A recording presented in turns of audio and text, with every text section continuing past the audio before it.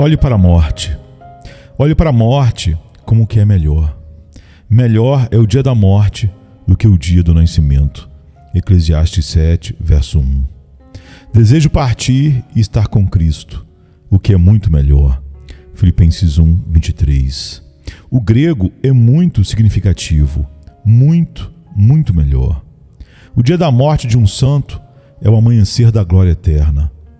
Em relação ao prazer, paz, segurança, companhia e glória, o dia da morte de um crente é o seu melhor dia. Encare a morte como um remédio, como uma cura. A morte irá curá-lo perfeitamente de todas as doenças corporais e espirituais de uma só vez. O corpo enfermo e a alma contaminada, a dor de cabeça e o coração incrédulo, a morte irá curá-lo de todas as suas doenças, dores, enfermidades e aflições. Nos dias da Rainha Mary, havia um cristão coxo e um cristão cego, ambos queimados por causa do Evangelho em uma estaca. O coxo, depois de ser acorrentado, jogando fora a muleta, pediu ao cego que tivesse bom ânimo. Assim como a morte curará todas as doenças do seu corpo, se você de fato é regenerado, também curará todas as doenças da sua alma. A morte não é a morte do homem regenerado, mas a morte de seu pecado. A morte imediatamente o libertará completa, perfeita e perpetuamente de todo o pecado, sim, de toda a possibilidade de pecar. O pecado foi a parteira que trouxe a morte ao mundo, e a morte será a sepultura para sepultar o pecado. Por que então um cristão deveria ter medo de morrer, não querer morrer? Ver a morte lhe dá uma separação eterna de enfermidades e fraquezas, de todas as dores e sofrimentos, de tristezas e queixas, de doenças e enfermidades, tanto do corpo como da alma. Quando Sansão morreu, os filisteus morreram junto com ele. Da mesma forma, quando um santo morre, seus pecados morrem com ele. A morte entrou pelo pecado, e o pecado sairá pela morte. A morte mata o pecado que a gerou. Encare a morte como um descanso completo. O dia da morte de um crente é o seu dia de descanso do pecado, da tristeza, das aflições, das tentações, das deserções, das dissensões, das vexações, das oposições, das perseguições. Este mundo nunca foi feito para ser o descanso dos santos. Levante-se e vá, pois este não é o seu lugar de descanso, porque está poluído. Miqueias 2:10. A morte traz os santos a um descanso completo, a um descanso de deleite indizível e a um descanso incomparável, a um descanso eterno. 2. O caminho sujo. Para mim, o viver é Cristo e o morrer é lucro. Filipenses 1, 21. Encare o dia da sua morte como um dia lucrativo. Não há ganho comparado ao que vem pela morte. Um cristão ganha mais com a morte do que com a vida. Estar em Cristo é muito bom, mas estar com Cristo é o melhor de tudo. Desejo partir e estar com Cristo, o que é muito melhor. Filipenses 1, 23. Foi uma grande bênção Cristo estar com Paulo na terra, mas foi a maior das bênçãos Paulo estar com Cristo no céu. Considere seriamente essas coisas. Pela morte, você ganhará coroas incomparáveis. Uma coroa de vida, Apocalipse 2:10, Tiago 1:12. Uma coroa de justiça, 2 Timóteo 4:8. Uma coroa incorruptível, 1 Coríntios 9, 24 e 25. Uma coroa de glória, 1 Pedro 5:4. Não há coroas comparadas a essas coroas. Pela morte, você ganhará um reino glorioso. É o prazer de seu Pai dar-lhes um reino. Devemos tirar nossos trapos de mortalidade para que possamos vestir nossas vestes de glória. Não há como entrar no paraíso a não ser sob a espada flamejante deste anjo, a morte, que está no portão. A morte é o caminho sujo por onde passa o santo a um reino a um grande reino, a um reino glorioso, a um reino pacífico, a um reino inabalável, a um reino durável, a um reino duradouro, sim, a um reino eterno. A morte é o caminho escuro e curto, através do qual os santos passam para a ceia das bodas do Cordeiro. 3. O funeral de todas as tuas tristezas. Na morte, você ganhará plena liberdade e liberdade de todos os seus inimigos internos e externos, a saber, o pecado, Satanás e o mundo. A morte o libertará do poder interior do pecado. Neste mundo presente, o pecado atua como um tirano, mas no céu não há tirania, mas felicidade perfeita. Como no inferno não há nada além de maldade, assim no céu não há nada além de santidade. A morte o libertará de todas as provações, tentações e sugestões para pecar. Você estará acima de todos os ataques de Satanás. A antiga serpente é expulsa e para sempre será mantida fora da Nova Jerusalém acima. A morte o libertará de todos os efeitos e consequências do pecado, a saber, perdas, cruzes, doenças, enfermidades, desgraças, sofrimentos e etc. Quando a causa é eliminada, o efeito cessa. Quando a fonte do pecado seca, as correntes de aflições, de sofrimentos, devem secar. Pecado e tristeza nasceram juntos, vivem juntos e morrerão juntos. A morte o libertará de todas as enfermidades e doenças corporais. A morte o libertará de todas as suas tristezas, sejam internas ou externas, seja por seus próprios pecados ou pelos pecados dos outros, seja por seus próprios sofrimentos ou pelos sofrimentos dos outros, ou tristeza em seu coração. Mas a morte será o funeral de todas as suas tristezas. A morte enxugará todas as lágrimas de seus olhos, e a tristeza e o pranto fugirão. Caro amigo, a morte fará isso por você, se você está realmente em Cristo. O que todos os seus médicos nunca poderiam fazer por você. Ela irá curá-lo instantaneamente e perfeitamente de todos os tipos de fraquezas e doenças, tanto internas quanto externas, tanto de seu corpo quanto de sua alma. Ó, meu querido amigo, não é melhor morrer e livrar-se de todo o pecado, e livrar-se de todas as tentações, e livrar-se de toda a sorte de misérias, do que viver e ainda carregar conosco nossos pecados, nossas tristezas, nossos fardos e nossas constantes doenças? 5. Tu me afligiste. Eu sei, ó Senhor, que suas leis são justas, e com fidelidade tu me afligiste. Salmo 119, 75. Antes de ser afligido, andava errado, mas agora obedeço a tua palavra. Salmos 119, 67. As correções de Deus são nossas instruções. Suas chicotadas são nossas lições. Seus flagelos são nossos professores. Seus castigos são nossas admoestações. Por aflições, problemas, angústias e perigos, o Senhor ensina seu povo a considerar o pecado como a coisa mais repugnante do mundo e considerar a santidade como a coisa mais adorável do mundo. O pecado nunca é visto tão sério e sóbrio, e a santidade nunca é tão doce como quando nossos problemas são maiores e nossos perigos maiores. Pela aflição, o Senhor ensina seu povo a se afastar deste mundo e a estar preparado para a eternidade. Pela aflição, Deus mostra ao seu povo a vaidade, vexação, vazio, fraqueza e o nada de todas as coisas criadas, e a maravilha, preciosidade e doçura da comunhão com Ele mesmo.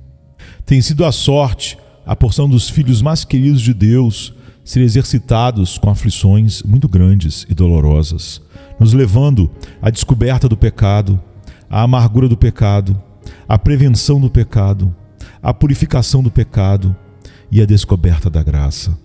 À prova da graça, ao exercício da graça, ao aumento da graça e para o desmame deles deste mundo, e para o amadurecimento dos santos para o céu, e para completar sua conformidade com Cristo, o capitão da sua salvação, que foi aperfeiçoado por meio de sofrimentos, como está em Hebreus 2:10, e trabalhar neles mais piedade e compaixão para com aqueles que estão na miséria e sofrendo, e que suspiram e gemem sob seus feitores egípcios.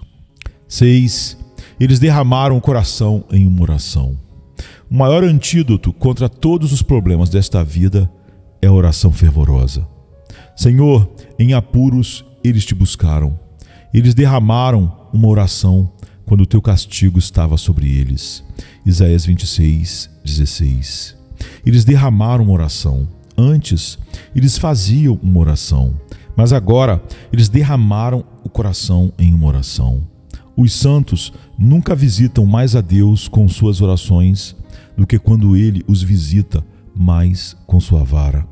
Os santos nunca oram com essa sinceridade, essa espiritualidade, com mais celestialidade, mais humildade, mais quebrantamento, mais fervor, mais frequência, como quando estão sob a poderosa mão disciplinadora de Deus. Um cristão sincero nunca ora tão docemente como quando está sob a vara de Deus. Quando um cristão está em apuros, então a oração é sua comida e bebida. Que espírito de oração caiu sobre Jonas quando ele estava na barriga do grande peixe, e sobre Daniel quando ele estava entre os leões, e sobre Davi quando fugia no deserto, e sobre o ladrão moribundo quando ele estava na cruz, e sobre Jacó quando seu irmão Esaú veio ao seu encontro com 400 degoladores sangrentos em seus calcanhares. Quando um cristão está sob grandes problemas, angústias profundas e perigos extremos, ele certamente ora mais para sua santificação na aflição do que sua remoção. Ora mais para se livrar de seus pecados do que para se livrar de suas correntes. Ora mais para ficar melhor pela vara do que se libertar da vara. Que suas aflições sejam um fogo purificador e refinador. Que seu coração seja humilde, baixo e suas graças altas. Que ele seja mais desmamado deste mundo. Que ele seja mais maduro para a glória eterna. 7. Nem Cristo, nem o céu podem ser hiperbolizados. O que são todas as sedas da Pérsia, as especiarias do Egito, o ouro de Ofir e os tesouros das Índias, comparados à glória do céu? Nenhum olho viu, nenhum ouvido ouviu, nenhuma mente concebeu o que Deus preparou para aqueles que o amam. 1 Coríntios 2, verso 9. Um dos antigos diz: nossa concepção do céu é como uma pequena gota do mar, pois as coisas gloriosas do céu são tantas que excedem o maior número imaginável, tão grande que excedem a medida, tão preciosos que estão acima de qualquer estimativa. Diz outro: você me pergunta o que é o céu? Quando eu te encontrar lá, eu te conto. Diz Jerônimo: você é capaz de colocar toda a terra e todas as águas do mar em um pequeno pote. Você pode segurar os oceanos em sua mão. Você pode medir os céus com os dedos, ou pesar as colinas e montanhas com uma balança. Da mesma forma, é impossível que você possa compreender a menor das alegrias do céu. Certamente, a menor das alegrias do céu é inconcebível e inexprimível. Nem Cristo, nem o céu podem ser hiperbolizados. Tu me encherás de alegria em tua presença, com prazeres eternos à tua destra. Salmos 16, 11. Eles festejam na abundância da tua casa. Tu lhes dás de beber do teu rio de delícias. Salmo 36, 8. Número 8. A terra de Cabul. Uma herança incorruptível. 1 Pedro 1, 4. Todas as heranças terrenas são passíveis de corrupção. São verdadeiros jardins de Adonis, onde não podemos colher nada além de flores triviais, cercadas de muitas sarças, espinhos e cardos. As mãos, os corações, os pensamentos, as vidas que foram corrompidos por heranças terrenas. O amor impuro, a confiança carnal, as vaidades, as alegrias sensuais que foram produtos de heranças terrenas. Se a propriedade e o tesouro de um homem está em dinheiro, isso pode enferrujar, ou ladrões podem arrombar e roubá-lo. Se as propriedades de um homem estão em gado, eles podem morrer ou cair nas mãos dos sabeus e caldeus, como os de Jó. Se a propriedade de um homem estiver em casas, elas podem ser queimadas. Testemunhe o terrível incêndio recente que transformou Londres em um monte de ruínas e cadáveres. Se a propriedade de um homem está em terras, um inimigo estrangeiro pode invadi-las e conquistá-las. Todas as heranças terrenas não são melhores do que as cidades que Salomão deu a Irã, que ele chamou de Cabul, isto é, inúteis, imprestáveis, desagradáveis, sujas. Mas quando Irã foi de Tiro para ver as cidades que Salomão lhe dera, ele não se agradou delas. Que tipo de cidades são essas que você me deu, meu irmão? Ele perguntou. E ele as chamou de Terra de Cabul, um nome que elas têm até hoje. 1 Reis 9, 12 e 13. As heranças terrenas são apenas sujeira, lama e pó. É somente a herança celestial que é incorruptível. 9. Eles acorrentaram e pregaram seu deus Apolo em um poste. Moisés disse a Deus: se sua presença não for conosco, não nos envie daqui. Êxodo 33, 15. Nada satisfaria Moisés abaixo da presença de Deus, porque ele sabia que seria melhor que eles não se movessem mais um passo do que ir para a terra prometida sem a presença favorável de Deus. Deus prometeu que o seu anjo expulsaria todos os seus inimigos da terra. Mas se tua presença não for conosco, não nos mande daqui. Sim, mas vou trazer pelo pescoço todos os teus inimigos orgulhosos, robustos, fortes e sutis, e colocá-los sob seus pés. Mas se tua presença não for conosco, não nos mande daqui. Sim, mas eu o levarei a uma terra que mana leite e mel. Farei com que chupe mel da rocha, o mel da rocha de pederneira, e você beberá o melhor vinho. Mas se tua presença não for conosco, não nos mande daqui. Sim, mas eu o levarei ao paraíso do mundo, a um lugar de prazer e deleite, a Canaã, um tipo de céu. Mas se a sua presença não for conosco, não nos envie daqui. Ó Senhor, se eu pudesse ter meu desejo, meu anseio, minha escolha, eu preferiria infinitamente viver em um deserto árido e uivante com sua presença do que em Canaã sem ela. É uma misericórdia ter um anjo para nos guardar. É uma misericórdia ter nossos inimigos esparramados sob nossos pés.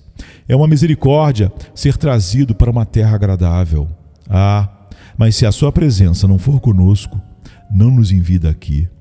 Senhor, nada nos agradará, nada nos beneficiará, nada nos garantirá, nada nos satisfará sem a sua presença. Eu li sobre os tírios que eles amarraram seus deuses com correntes, para que pudessem protegê-los e não serem conquistados por seus inimigos. E entre os demais, eles acorrentaram e pregaram seu deus Apolo em um poste, para que pudessem ter certeza de manter seu ídolo, porque pensavam que sua segurança estava nele. Tenho certeza disso, que nossa segurança, nosso conforto, nosso tudo está na presença especial de Deus conosco. Portanto, vamos, pela fé e oração, acorrentar, entre aspas, Deus a nós mesmos. Se o deixarmos ir, 1000 mundos não poderão compensar sua ausência. Os pagãos em Troia imaginavam que, enquanto seu ídolo estivesse seguro, eles seriam invencíveis. Toda a força e poder da Grécia jamais seria capaz de prevalecer contra eles. Portanto, os gregos procuraram por todos os meios que puderam obter e manter esse ídolo deles. Meus amigos, enquanto você mantiver a presença de Deus com você, tenho certeza de que você é invencível. Mas se Deus retirar sua presença especial, o inimigo mais fraco será muito difícil para você. Sim, homens feridos prevalecerão sobre você. A sarça ardente, que era um tipo da igreja, não foi consumida, porque Deus estava no meio dela. Tão somente mantenha a presença especial de Deus com você e nada o machucará, nada o queimará. Mas se a presença especial de Deus se for, nada poderá protegê-lo. Moisés disse a Deus: se a tua presença não for conosco, não nos envie daqui. Êxodo 33, verso 15.